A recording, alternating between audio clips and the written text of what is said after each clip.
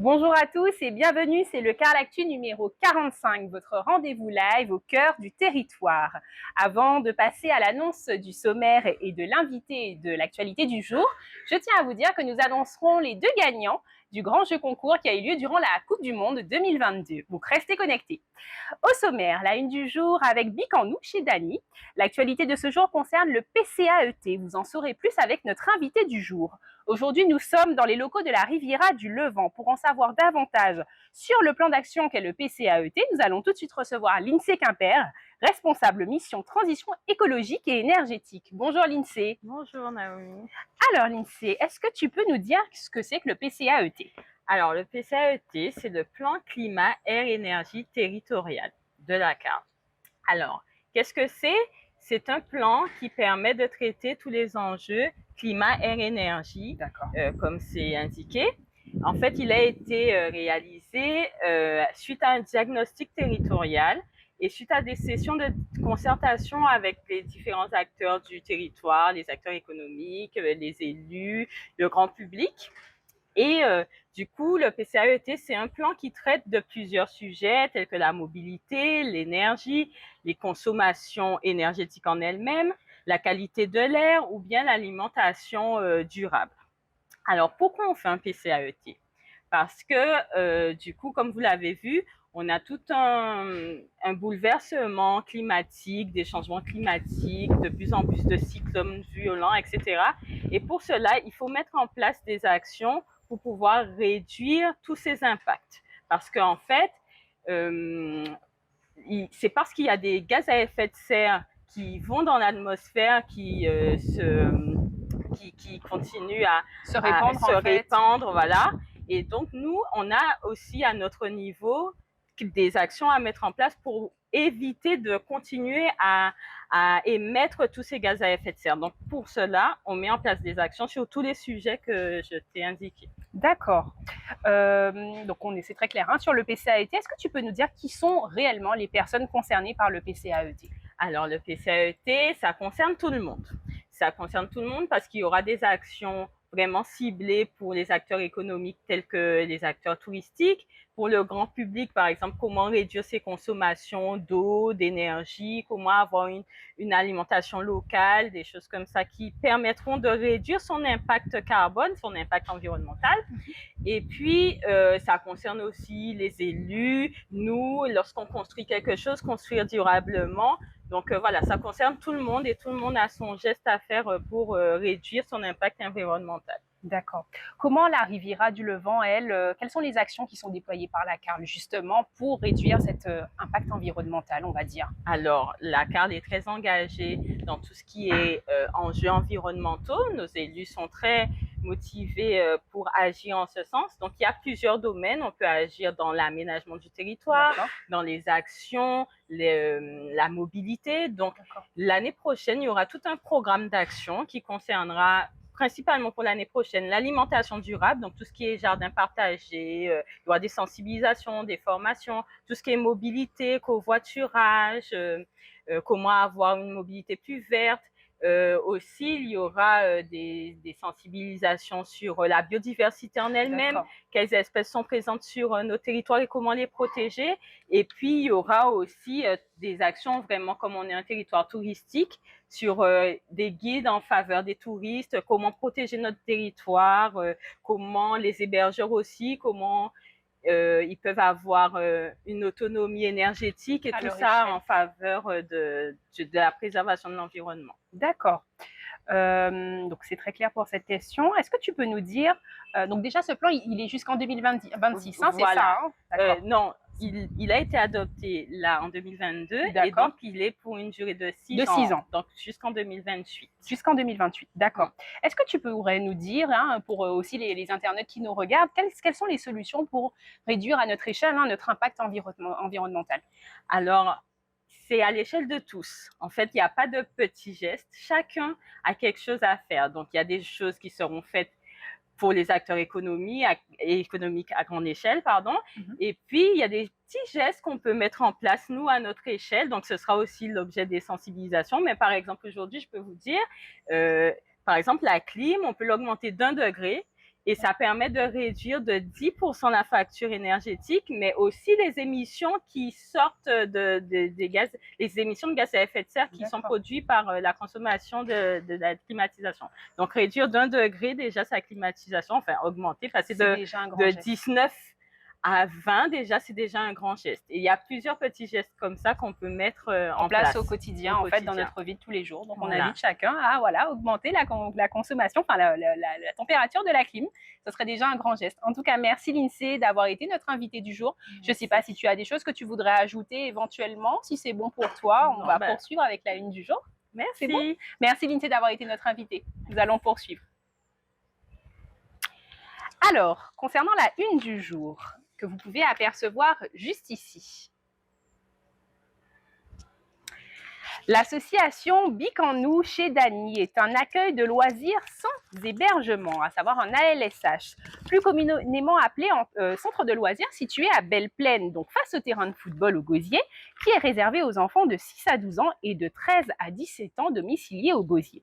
Donc créé en 2013 et présidé par Rémi Hervilus depuis juillet 2021, l'association propose différents services et activités pour les enfants tels que l'accueil périscolaire, la restauration scolaire en pause méridienne, l'aide aux devoirs, l'accueil du mercredi ainsi que l'accueil extrascolaire pendant les vacances et organise des séjours de vacances. Donc l'association met en place également des actions dans le cadre du contrat local d'accompagnement à la scolarité, donc le CLAS, et de l'aide à la parentalité afin d'offrir aux enfants l'appui et les ressources dont ils ont besoin pour réussir à l'école, appui qu'ils ne trouvent peut-être pas dans leur environnement familial et social. Elle propose depuis peu une prestation d'accueil et d'encadrement périscolaire ainsi qu'à la pause méridienne aux scolaires en collaboration avec la municipalité du Gosier. L'association prévoit de continuer à développer ses activités en CLAS sur d'autres communes, d'accueillir les enfants de moins de 6 ans et bien d'autres projets qui seront à suivre sur leurs réseaux sociaux. Vous pouvez les contacter au 0590 59 12 25, je répète le 0590 59 12 25, sur Facebook et Instagram à Bic en nous chez Dany. C'est tout pour la une du jour. Pour finir l'année en beauté, je laisse Tracy vous présenter l'agenda. Bonjour à tous. Alors, je vais vous présenter donc l'agenda de la fin d'année. Donc, les dernières dates du chanté Noël en Riviera, donc le jeudi 22, donc ce soir. Retrouvez à Margaillard le groupe l'ASC Madiana à 20h30 au Gosier. Le vendredi 23 décembre, restant là, chante Noël au boulodrome de la Dacha à 20h30 au Gosier également. Et ce même jour, vous pourrez retrouver Cactus Show au boulodrome de Saint-François à 19h. Pour votre deuxième rendez-vous, la ville de Sainte-Anne vous propose donc Anti-Souhait Batout Moon le vendredi 23 décembre, donc demain. Donc vous pourrez venir faire de la Zumba avec Emmanuel Spano, habillé de rouge et de blanc, au gymnase de Douville de 19h à 20h. Les inscriptions sont obligatoires au service de l'animation sportive de la ville ou directement sur place le jour J.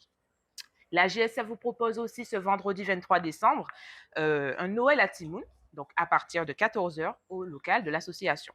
Donc pour les infos, donc vous faites le 05 90 84 42 64 84 42 64.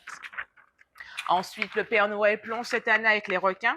Donc ce samedi 24 décembre à 16h à l'Aquarium de Guadeloupe, vous pourrez admirer le Père Noël qui entame sa tournée de Noël dans le bac des requins de l'Aquarium. La fête des grands fonds a bien commencé à Sainte-Anne.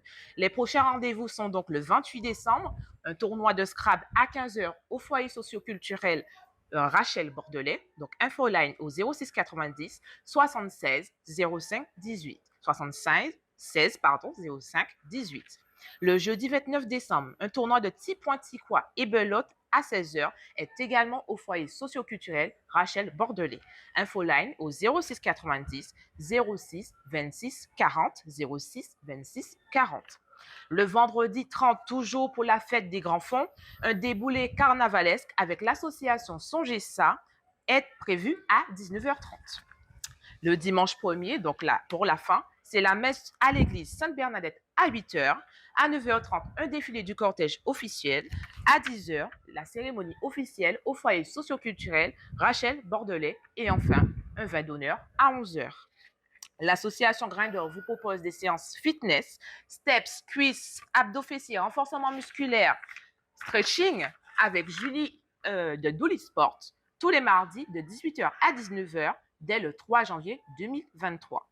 L'adhésion annuelle à l'association Grindr est de 20 €, tarif mensuel 30 €.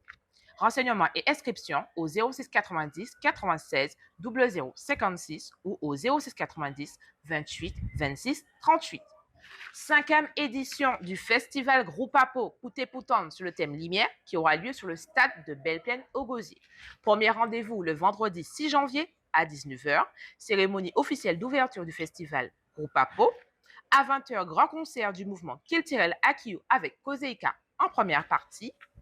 Puis nous avons le 7 janvier à 19h le début du festival Pouté-Poutan avec les groupes présents qui seront Le Point, Songesa, Invité Mas, Voyapas, Sexy en Peau, Akiyo, Cléla, Moon Moon, Kozeika, You-Même, Massa Robet, Restant là, Razin et enfin Shenla.